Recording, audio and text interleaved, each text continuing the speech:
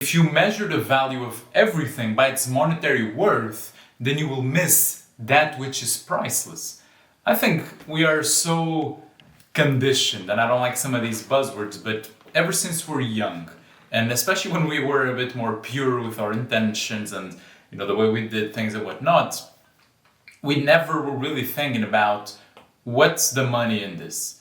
And in a lot of ways it would be annoying, at least for me, and upsetting when I would say something like, oh, I want to try this new thing, or maybe I want to try a hobby, or maybe perhaps I like to be an artist or something, and people would say, yeah, but is there any money in that? Is there a viable career path in doing that? Is it really the thing you should do?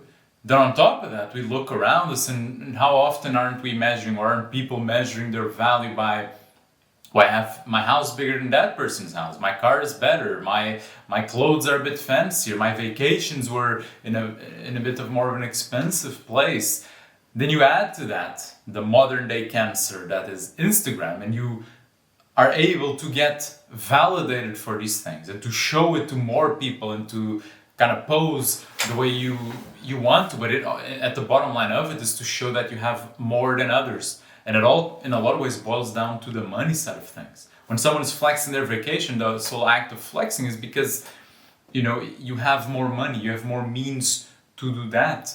The same way as if you're in a fancy car and you put it, or if you're, oh my God, just my new house or whatever it may be. And I'll get to my point in a second, but we always start with assuming that just because it's more expensive, or I get more money for it, the monetary worth of it was higher, that it is more valuable. And I understand why it's that. It's understandable because these things are nice to have, and it's nice to have a fancy car, and your clothes are higher quality, and your vacations are in a more luxurious place. Fair enough.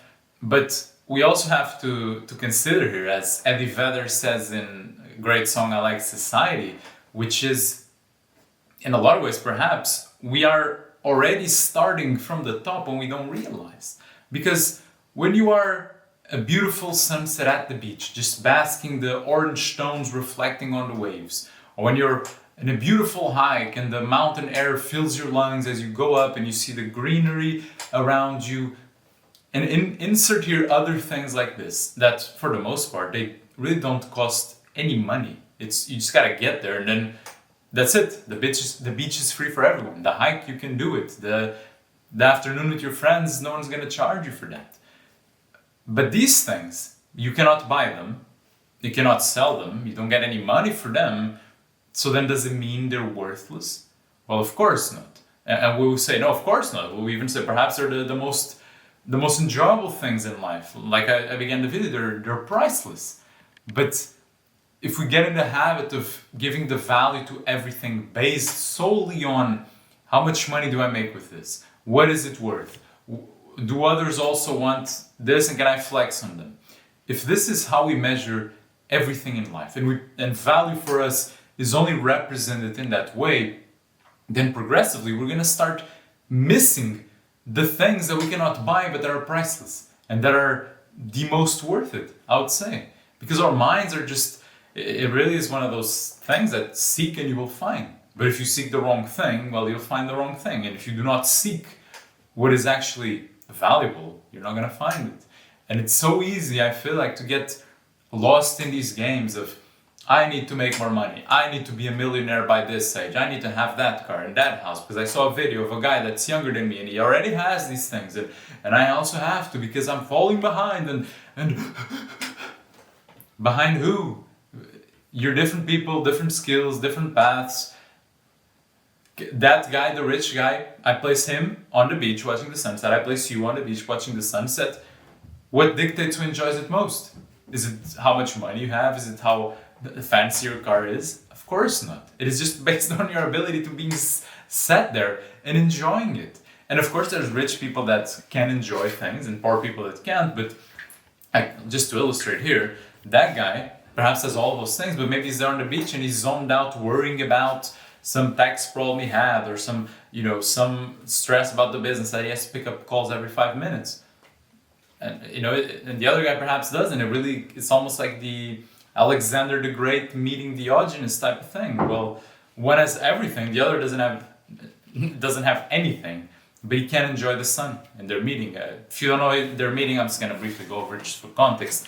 Where Alexander the Great heard of Diogenes, this crazy philosopher, homeless type of guy that lives in a barrel with dogs, so crazy, but a philosopher nonetheless. And he goes and meets him because he was somewhat a fan, not a fan, but he heard good things. Of course, not a fan. And he goes and he meets him, and he's like in his big barrel, enjoying the sun. And Alexander asks him, Diogenes, I'm Alexander. Anything you ask for, I can give you. What do you want? And he just tells him, I want you to get out of my way because you're blocking the sun. And even Alexander is quoted as saying, if I was not Alexander, I would wish to be Diogenes.